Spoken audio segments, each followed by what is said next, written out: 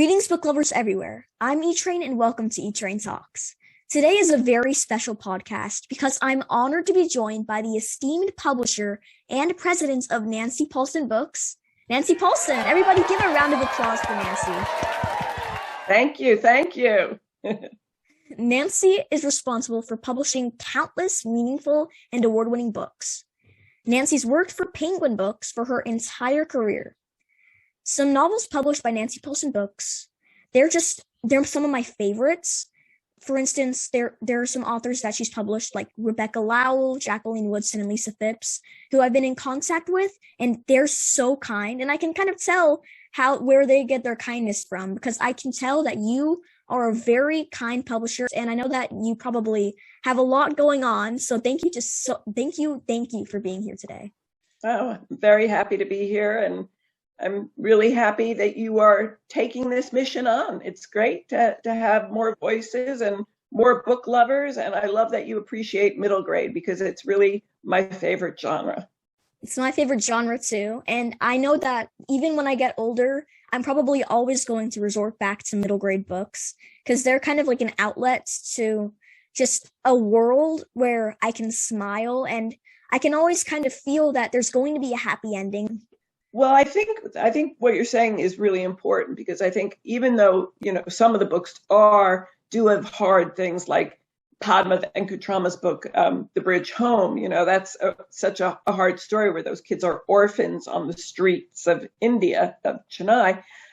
But they have agency. And I think that's what's really important, is that even when the times are hard and it seems like hope is gone, these kids find a way. They find a way to make their life, to go forward and to learn from what they've had to go through. And I think that is what gives us all hope, that we can get through the hardest times. Yeah, hope is so important when it comes to books, and just having that outlet to a world of hope to middle grade, it's just so important, and it's just so meaningful. And I'm glad that I have the opportunity to interview you. You publish so many great middle grade books, and some of the awards that they've received are the National Book Award, their Newbery Honors, New York Times Best-Selling, the Michael L. Prince Award, which is awarded to Starfish, yep, and so many others. Nancy has accomplished so much over the course of her career, everybody. So I think she deserves another round of applause for that. Thank you. I appreciate it. That's great. And I have fun doing what I get to do. I get to work with some of the most wonderful people on both the middle grade, and then I do picture books, with the authors and then matching them up. I have a great art team I work with, a great art director, and then we find the artists for the picture books. And it's just such a joy that the day that we get to see all the art and see the realization of an author's book from an artist. So it's very collaborative, which I really like. Yeah, that's what I really like as well. I love the drawings that are featured in your picture books that you publish. One picture book that you've published, which not many people know, is Five Little Gefilte Fish. My mom and I read it. Yeah, my mom and I read it like almost like every Passover. We always just loved the pictures and the storyline, and we realized that you published it, and that just made me smile, because I know that you publish such a wide variety of books, from middle grade to picture books, all different genres, all different styles. It's just amazing that you've accomplished so much. I'm so happy you like that book. My favorite line at the end is, "Sad Mama Gefilte sat on a bench and each came back," because each was a mensch or something like that. The yeah. Five Little Gefilte balls. That book is really funny. Yeah, it is. So before we begin, Nancy, I know that you're a pretty famous person, but is there anything the listeners might not know about you? Well, I still feel like I'm 12 years old, so that's probably a good thing. And I loved reading when I was your age too. I mean, that was one of my favorite things to do. My mom would take me to the library, and I'd come back, every week with a big pile of books, and you'd always find my head in a book. And my brother actually called me Nancy Pooh Paulsen because I was reading Pooh all the time. Well, it's always good to be a middle grader at heart, because that can help you a lot when you're publishing middle grade books. For sure. So that's a very interesting piece of information. I feel like all authors of middle grade, they're all 12-year-olds at heart, 12, 13, the age range of middle grade. And it really helps with writing, with just kind of finding yourself in the kids' minds. Like you always have to take a piece of yourself into the middle grade books that you write, any book that you write for that matter. Right, right. Yeah, I mean, it's such a formula, it's a time when you're really beginning to think like an adult and see what the world is like. Your parents have taught you a lot, but now it's really your turn to go out and check things out and see what makes sense to you. And it's a hard time too, but it is a time that you realize it's up to me. This way I'm going to walk through the world is up to me. Yeah, middle grade is definitely a time of perspective when you kind of think about the world in a different way.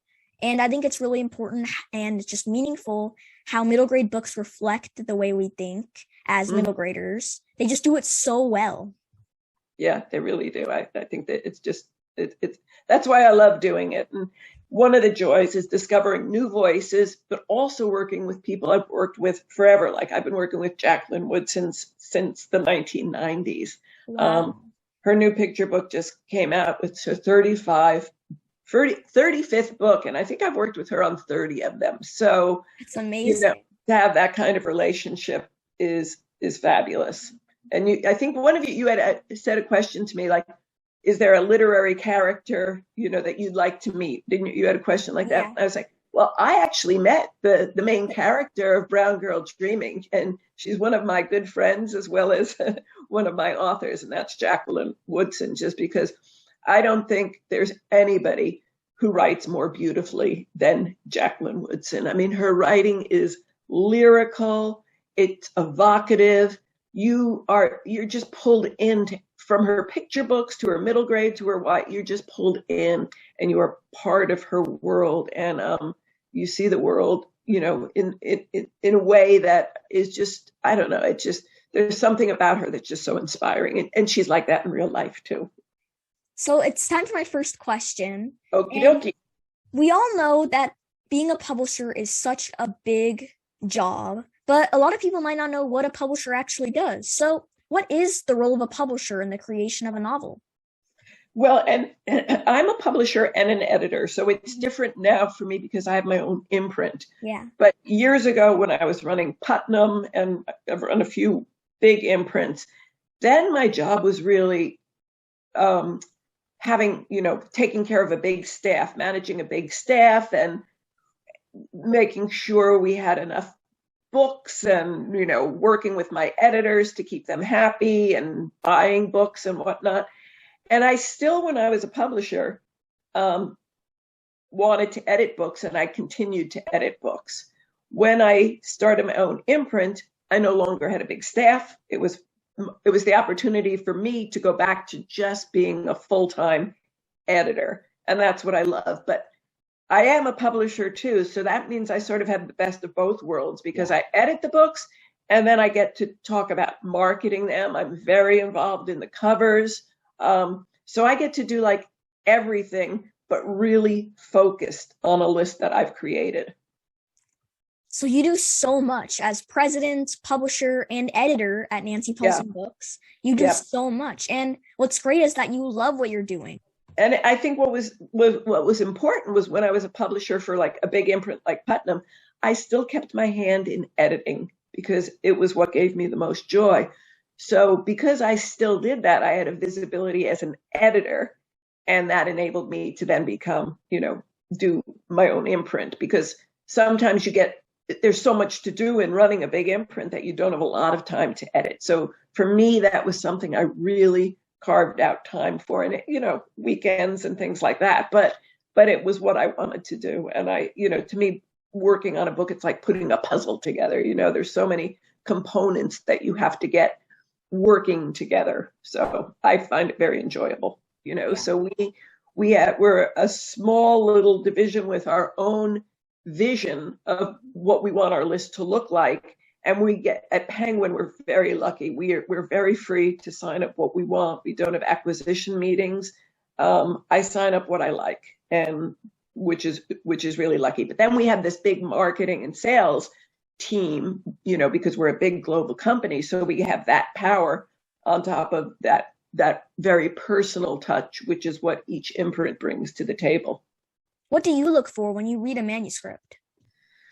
Well, because I'm one person, I have to be very picky or really feel like it's a book I can do well with and has a voice I can work with. And every author I work with is very comfortable or gets comfortable with the editorial process, because we are really in it for the same outcome.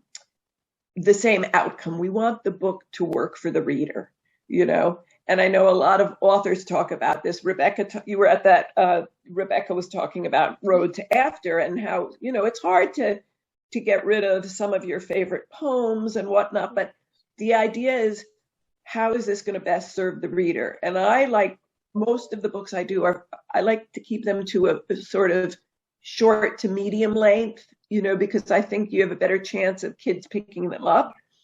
And I like the pace to move quickly. I like them to work for read alouds in the classroom. So we work hard to make sure the chapters aren't too long, so that it's, a teacher can pick it up and put it down and just read a chapter or two. So there's all those things I keep in mind. So when I'm reading something that's submitted to me, like a book I'm about to come out with is called Thirst by Varsha Bajai. Do you have that one? Did I send you that one yet? No, you haven't. Oh, I'll send it to you. It's the Global Read Aloud. And it's coming out in July, and it's going to be a global read aloud. And it's about a girl in Mumbai who lives, in the area that's pretty much tenements, and they don't really have much running water. And she has to spend hours every morning at the local tap. And then she goes to work for a family who lives in this big high rise, and they have water coming out of their taps all day long. They have a pool in the top of their building. So she sees the inequity, and then a lot of things happen because there's a water mafia there, and it gets very, very high stakes. But it's a fascinating glimpse of life in a different place. But it tells you so much about how we are alike, but the challenges we live through are so different. Yeah. Like she wants clean water. There are things she wants that we all should have. I think that's so important. And I've read stories about in Mumbai, there's this very tall high rise that has running water. A very famous rich person lives there, but surrounding is poverty. And I think it's such an important cause, a worthy cause to write about. And I can't wait to read it. And so many young people there have, like, if you looked at some of those beaches or along the river, maybe 4 or 5 years ago, it was just dirt and plastic, and young people have rallied, and people were saying, you can't clean this up. It's just too much of a mess. And they've cleaned up these spots all over the area. And it's just truly remarkable to see what, like, a few kids with dreams can do, Having hope, they will succeed. Yeah. And I think it's just so important for kids to be reading stories that take place in other parts of the globe. We are a global society, and it's important that we feel connected, and we do when we read other people's stories. And that's, I think, just it's one of the most wonderful things about reading, is how we get connected to other people through it. What is a global read aloud? So the Global Read Aloud was started by a teacher called Corneal Rip. And she started it herself, and she had people signing up. She chose like 5 books, different age levels. And then schools all over the globe decide that they'll Skype with each other, and the most authors get very involved, and they'll Skype into classrooms. So a classroom in Pakistan and a classroom in upstate New York could be talking about this book as they're reading it. The last book I had that was a global read about was Amal Unbound by Aisha Saeed. And that was about a girl in Pakistan who gets put into indentured servitude just by doing one accidental thing, but she gets out of it. That sounds like a great read. And the Global Read Aloud, I'll have to tune into that. It sounds like so much fun, and just it sounds wonderful. Yeah, I'll send you the link after this, but it's fascinating. So, how did you work your way up the ladder to the position as president of your own imprint and also editor at your imprint of Penguin Young Readers that you have today? Well, when I started as an assistant at Viking Press, very long time ago. And I think just because I did love what I was doing, I was very excited and got to work on a lot of good projects. At the time I started, there weren't a lot of paperback lines, and Puffin was hardly anything here in the United States. So we started growing Puffin, and we published Roald Dahl, and we published Mildred Taylor, and then we published Gary Paulsen. And so our paperback imprint became quite big. So I was running that for a while. But I always wanted to continue to do the hardcover books, not just paperbacks. So I kept my hand at that. And then I left Puffin, which was all paperback, to go to Putnam because they had a position as publisher there where I'd be able to do hardcover and originate books. And that's really what I wanted. And I left Penguin to go to Putnam, and a year later they merged. So I was so happy. I mean, people will tell you about mergers and publishing all the time, but I was so sad when I was leaving Penguin, and I was so happy when we merged because I was back with so many of my favorite people. Plus I had a new great set of people, and I could say, guys, it's not going to be so bad. It's going to be fun to all work together. And it actually was. That sounds like was it a coincidence? We don't know, but like Putnam and Penguin just merging, they're two of my favorite publishers, and you got to meet new people and you got to work with old friends that you've had. And it was lucky. It was lucky. And I say I only work for P publishers, and now I'm Paulsen, Penguin, Paulsen, Putnam. So you basically worked with Penguin your entire career, and you're still going. Yeah. Yep. And I plan to keep going because I love it. And are you planning on publishing any more books in Nancy Paulsen Books this year? Yes. So we have quite a few things coming out. I'm just we have Queen of Kindergarten. The picture book is coming out in 2 weeks. I'll show you the cover here. Oh, I've seen that cover before. This is Derek Barnes. He did King of Kindergarten and Vanessa Brantley Newton. So they did King, and now they have Queen. And Derek also did I Am Every Good Thing, a fabulous picture book that's an ode to Black boyhood, and it's just a remarkable book. So we have that coming out this summer. We have Thirst, which I mentioned, which is coming out in July. And I just finished working on a book. It's in copy editing right now with Torrey Maldonado. Did you ever read his book Tight or What Lane? I have read Tight, yeah. Okay. So the new one is called Hands.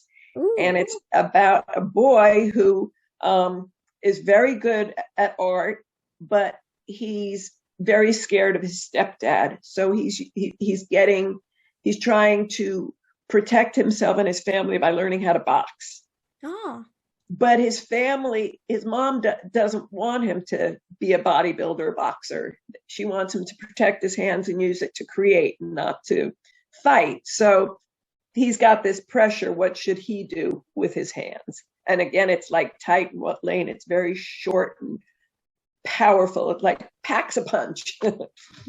It does. And all of those books, you publish so many meaningful and diverse novels. That's why Nancy Paulsen Books is one of my favorite publishers. You publish Starfish, The Road to After, Fish in a Tree. All these books are my favorites, and they're all so diverse. So thank you for publishing such great books. Yeah, I mean, that was a mission of mine. So when I started at Putnam, that was 1994 when I got to Putnam, and I really wanted to do a list that was diverse. And the first big author I bought was Jacqueline Woodson. Wow.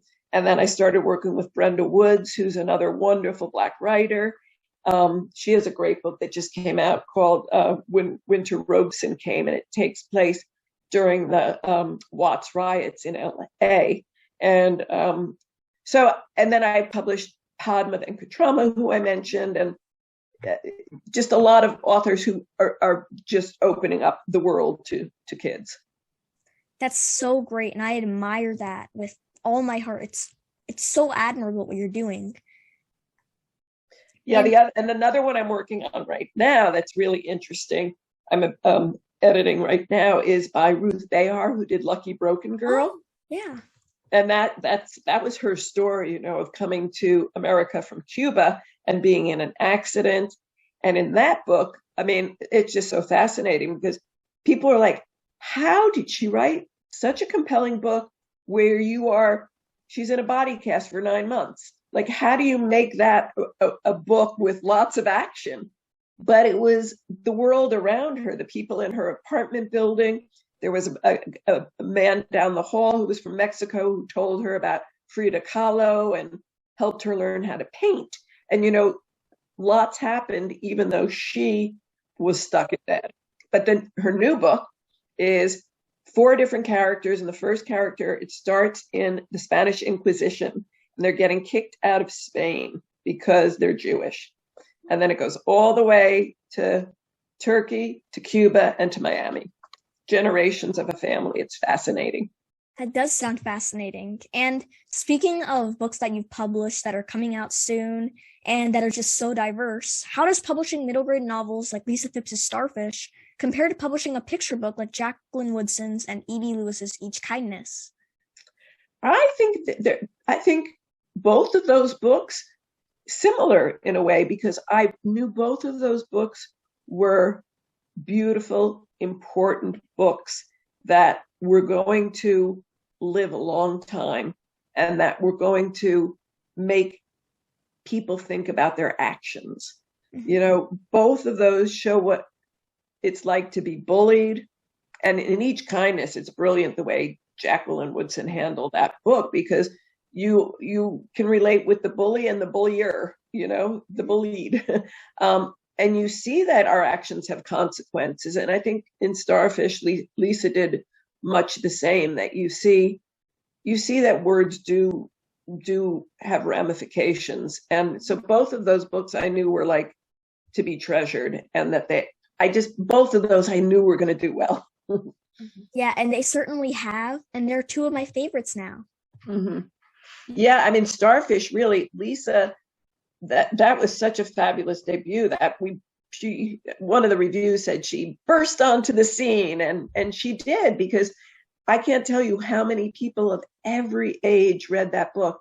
My sister, people's grandmothers, everybody was talking about it just because the subject of, fat shaming, it's like not this last, unfortunately, we live in a world with so much prejudice, but it is a prejudice that a lot of people feel they have the right to say something to somebody like, oh, you'd feel better if you're on whatever, the things people say and the cruel insults people hurl. And Lisa really verbalized that in a way that you see, wow, so much we thought was not right, or the way people respond is so wrong. It is. And I'm just so impressed that it was her debut book because I've reread Starfish nearly 5 or 6 times. Wow. And each reread, I discover something new and something different that I didn't pick up on. And the fact that this is just Lisa's debut and there's so much more to come, including a sequel, I think that it's setting the stage for something magical. Well, I like that you read things multiple times because I do. I have to, as an editor. And it's going to suit you well when you become an editor, because you do get, even, after editing a book, by like the 10th round, sometimes I'm still surprised. I'm like, boy, that really sings here, or I'll notice something new almost each time. But Lisa and like for Brown Girl Dreaming, Jacqueline counted the rounds we went through, and it was something like 35. Now, not all of them are big rounds. Once you're getting close to the end, we're just fixing a few things here and there. Yeah. But Starfish, I think you might know, started out as a young adult. Mm-hmm. Actually, Lisa writes about it in the acknowledgments, and we just, we talked about making it middle grade because we thought that's a time where we could actually reach a bigger swath of kids who are living through Ellie's story and some of the girls who are bullying her, their story. So I also just thought in that book, in the young adult version, there was a boyfriend, and that was kind of part of the story about getting a boyfriend. I said, I don't think Ellie needs a boyfriend. I think she needs a friend. So I was really happy that we just kept it on the level of, we don't need romance. This is the story of her finding who she is and how to stand up for herself. And that was what was most important. It definitely is important. And speaking of importance, and it's just kind of being yourself and doing what you love, what's one piece of advice you'd give to any viewers or listeners aspiring to work in the publishing industry? It's sort of a cliche, but read, read a lot. I think a lot of people don't understand, though, how time consuming it is to start to be an editor, because when you're starting out, you're usually an assistant to a couple of people. When I started out, I was assisting 2 editors and the managing editor. So there was not a lot of time to read. There's not really time to read during the workday. So you have to take it home. And I know a lot of people, don't like that. And it is a bit of a problematic part of our job. At this point, it still is how it is, because there aren't enough hours in a day. And just the way the publishing industry works, you work for a lot of people, usually at the beginning. Yeah. However, you do get to a point, it might take a while, where you don't have to assist so many people. I still don't have time to edit novels in my office, but I do edit the picture books back when we were going to the office. I'm talking pre-pandemic, because back before the pandemic, I was going into the office like 4 days a week. I always worked home Fridays. And those days I would work with the art department, and we'd lay out sketches and the previous sketch rounds of a book. And so that was real hands-on working in the office. But editing a novel, like editing Lisa, that's all home on my own when I could focus. I couldn't really do that in an office. So I had no idea how much work just being an editor and being a publisher, a president really is. Writing the catalog copy, writing the flap copy, getting the sales materials together, making sure you have the right jacket, making sure marketing and sales likes the jacket. Every book is its own journey, and every book takes all those little facets, take a long time and a lot of people and hands they have to go through. I'm lucky, very lucky, as a publisher of a small imprint, that I've had a nice level of success. So everybody trusts me pretty much, and I've had a good success with covers. So my covers, I pretty much put them on the books and out they go. It's not like I have to go through a lot of You already edit the books and the writing. I don't know how much more you could take. Exactly.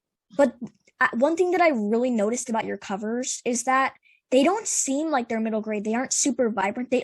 They're adult covers, but they're also kids covers. But you always have to find the beauty. Like, I see so much beauty in your covers. Before the Ever After, Fish in a Tree, or The Road to After, there's beauty and there's also meaning. And I think that's just so important in your covers. I try to make them more iconic and more like a poster for the book than a scene in the book. And a lot of books, it's a scene, it's the kids doing something.